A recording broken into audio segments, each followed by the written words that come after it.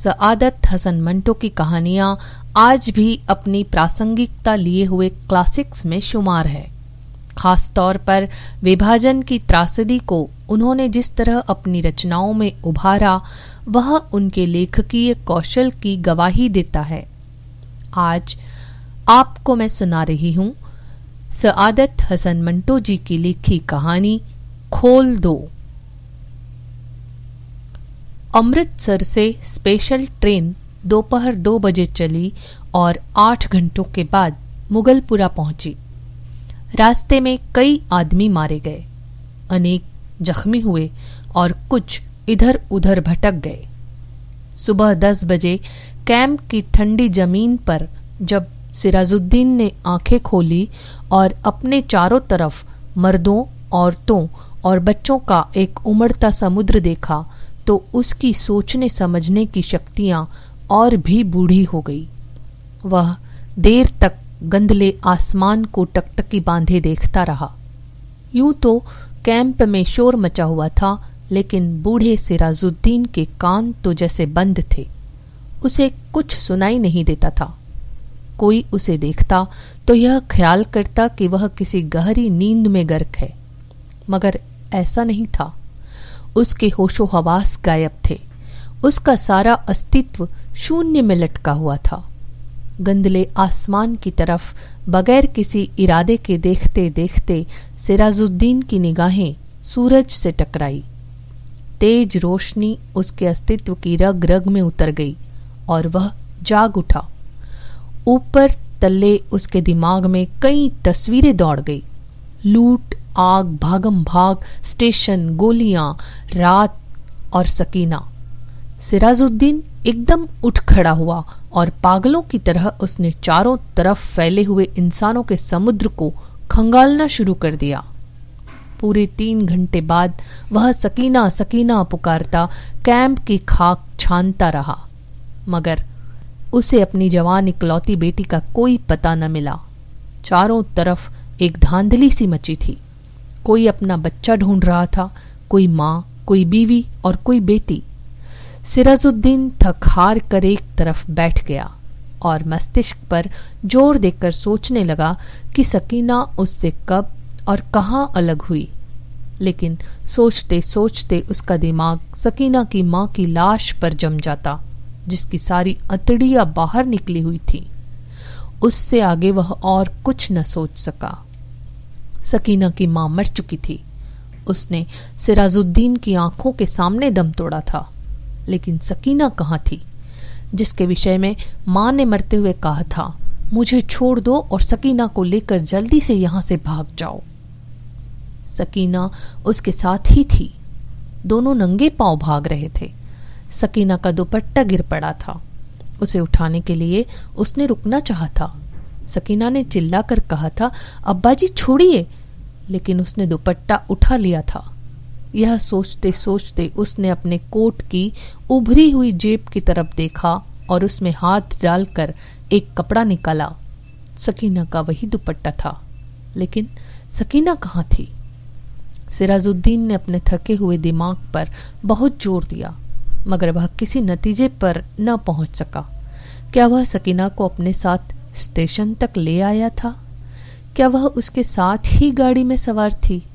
रास्ते में जब गाड़ी रोकी गई थी और बलवाई अंदर घुस आए थे, तो क्या वह बेहोश हो गया था जो वे सकीना को उठाकर ले गए? सिराजुद्दीन के दिमाग में सवाल ही सवाल थे। जवाब कोई भी नहीं था। उसको हमदर्दी की जरूरत थी, लेकिन चारों तरफ जितने भी इंसान फंसे हुए थे, सबको हमदर्दी की जरूरत थी। सिराजुद्दीन ने रोना चाहा, मगर आंखों ने उसकी मदद न की। आंसू न जाने कहाँ गायब हो गए थे। 6 रोज बाद जब होश व हवास किसी कदर दुरुस्त हुए, तो सिराजुद्दीन उन लोगों से मिला जो उसकी मदद करने को तैयार थे। 8 नौजवान थे, जिनके पास लाठियां थी, बंदूकें थी। सिराजुद्दीन ने उनको लाख लाख दुआएं दी और सकीना का हुलिया बताया। गोरा रंग है और बहुत खूबसूरत है। मुझ पर नहीं, अपनी माँ पर थी। उम्र 17 वर्ष के करीब है। आंखें बड़ी बड़ी, बाल स्याह, दाहिने गाल पर मोटा सा तिल, मेरी इकलौती लड़की है, ढूंढ लाओ, खुदा तुम्हारा भला करेगा। रजाकार नौजवानों ने बड़े जज्बे के साथ बूढ़े सिराजुद्दीन को यकीन दिलाया कि अगर उसकी बेटी जिंदा हुई तो चंद ही दिनों में उसके पास होगी। 8 नौजवानों ने कोशिश की। जान हथेली पर रखकर वे अमृतसर गए। कई मर्दों और कई बच्चों को निकाल निकाल कर उन्होंने सुरक्षित स्थानों पर पहुंचाया। 10 रोज गुजर गए मगर उन्हें सकीना न मिली।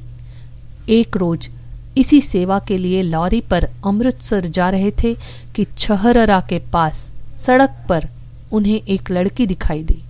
लॉरी की आवाज सुनकर वह बिचकी और भागना शुरू कर दिया। रजाकारों ने मोटर रोकी और सब के सब उसके पीछे भागे। एक खेत में उन्होंने लड़की को पकड़ लिया। देखा तो बहुत खूबसूरत थी। दाहिने गाल पर मोटा तिल था। एक लड़के ने उससे कहा, घबराओ नहीं, क्या तुम्हारा नाम सकीना है? लड़की का रंग और भी जर्द हो गया। उसने कोई जवाब नहीं दिया, लेकिन जब तमाम लड़कों ने उसे दम दिलासा दिया तो उसकी दहशत दूर हुई और उसने मान लिया कि वह सिराजुद्दीन की बेटी सकीना है। 8 रजाकार नौजवानों ने हर तरह से सकीना की दिलजोई की।